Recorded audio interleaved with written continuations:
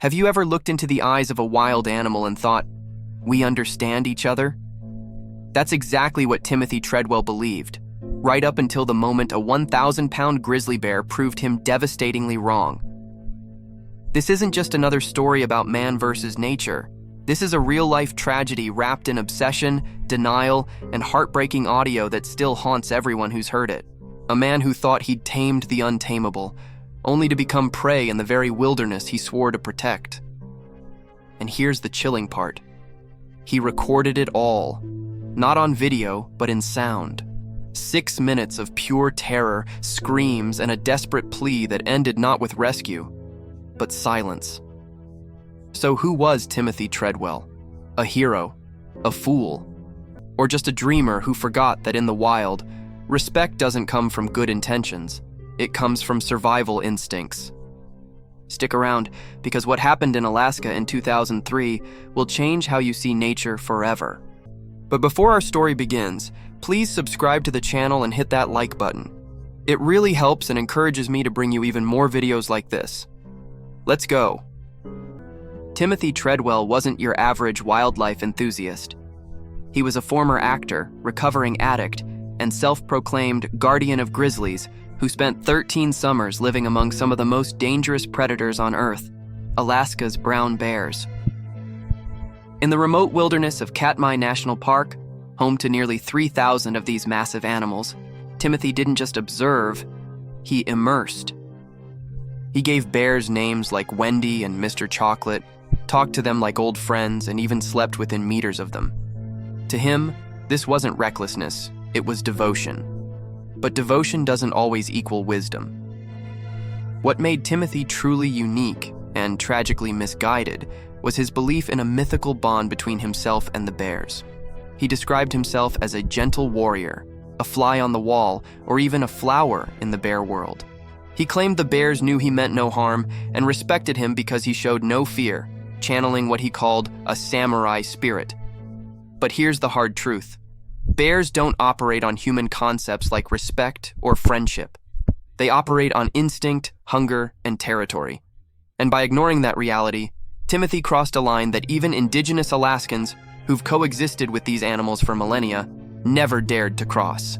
His story became legendary not just for his boldness, but for the sheer volume of footage he left behind.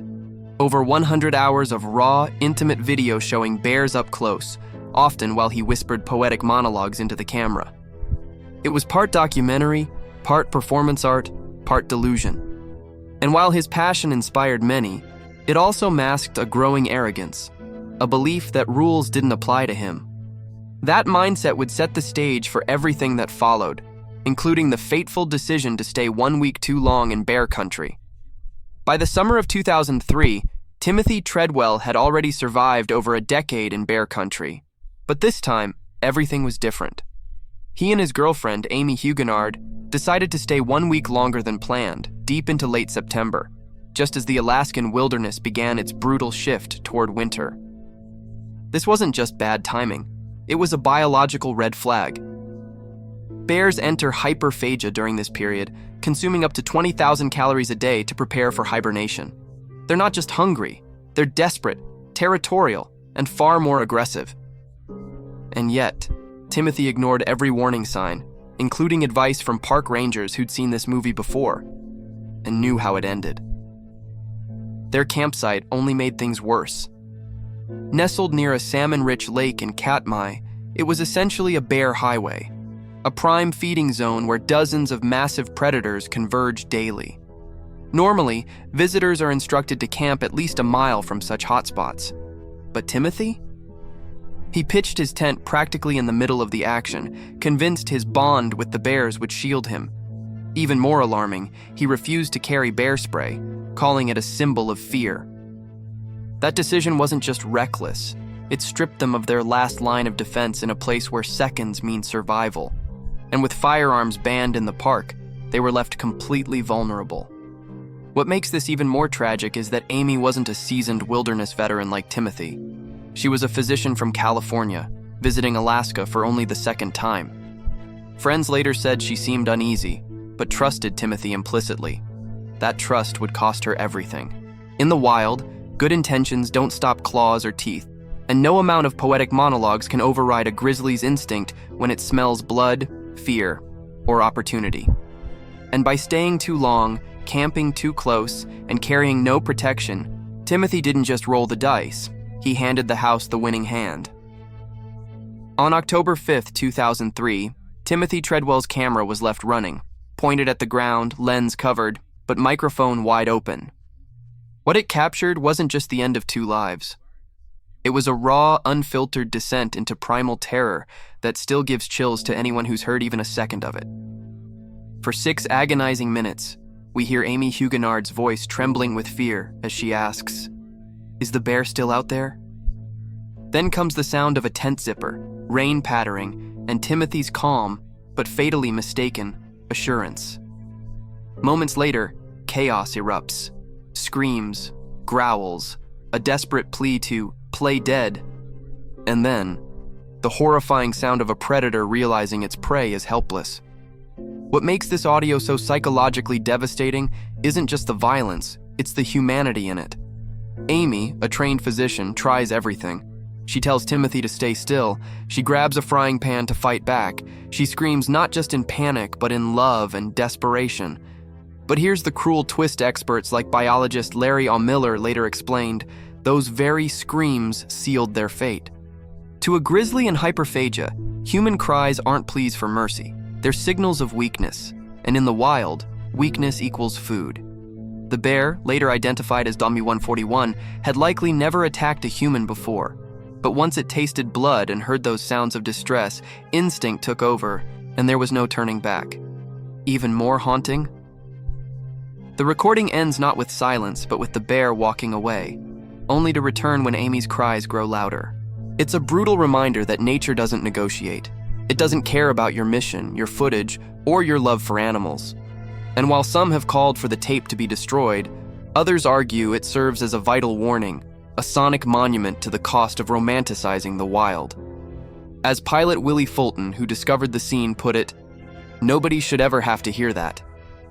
Yet, in a way, we all need to remember what it represents.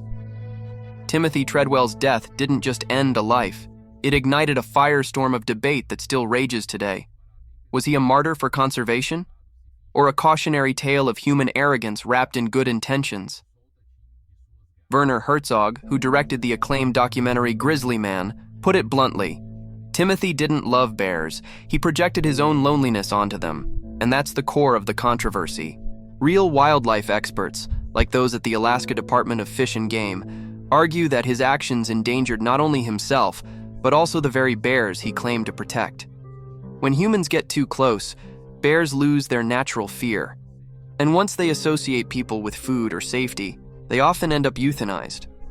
In fact, after Timothy's death, park officials quietly removed several bears from the area, not because they were man-eaters, but because they'd grown too comfortable around human scent. That's the cruel irony. By trying to save bears through intimacy, Timothy may have doomed others. Conservation isn't about cuddling predators. It's about preserving ecosystems, maintaining distance, and respecting boundaries. Indigenous communities in Alaska have lived alongside grizzlies for thousands of years, not by befriending them, but by understanding their power and staying out of their way. Timothy's story, while compelling, dangerously blurred that line and inspired copycats who don't realize how thin the veil between admiration and annihilation really is. Yet his legacy isn't all darkness. His footage has been used in classrooms, documentaries, and even scientific studies to show bear behavior in unprecedented detail. And his passion, however misguided, did spark global conversations about habitat loss and human encroachment. But here's the takeaway. Loving nature doesn't mean inserting yourself into its heart. Sometimes the most respectful act is to watch from afar, leave no trace, and let the wild stay wild. Because in the end, the forest doesn't care how much you love it. It only cares whether you survive it. So, what do we take away from this haunting tale? That bears are monsters? No. That passion is dangerous? Not exactly. The real lesson is this: admiration without understanding is just another form of arrogance. Timothy Treadwell saw himself as a bridge between man and beast, but he forgot that nature doesn't need bridges. It needs boundaries. And when we ignore them, even with the purest heart, the consequences can be irreversible. Ask yourself, have you ever romanticized something so deeply that you stopped seeing its true nature? Maybe it wasn't a grizzly bear. Maybe it was a relationship, a dream, or a risk you thought you could control. Timothy's story isn't just about Alaska or wildlife. It's a mirror. And in that mirror, we see the fine line between courage and recklessness, between love and illusion. Now, I want to hear from you. Do you think Timothy was a hero, a fool, or something in between? Could his death have been avoided, or was it inevitable the moment he decided to live like a bear among bears? Drop your thoughts in the comments, because stories like this only matter if we learn from them. And if this video gave you chills, opened your eyes, or made you rethink how you see the wild, hit that subscribe button, ring the bell, and join our community of curious minds who dive deep into real mysteries, untold tragedies, and the thin line between human ambition and nature's raw power. Because next time, the story might not just be about someone else. It might be about what you choose to believe is possible.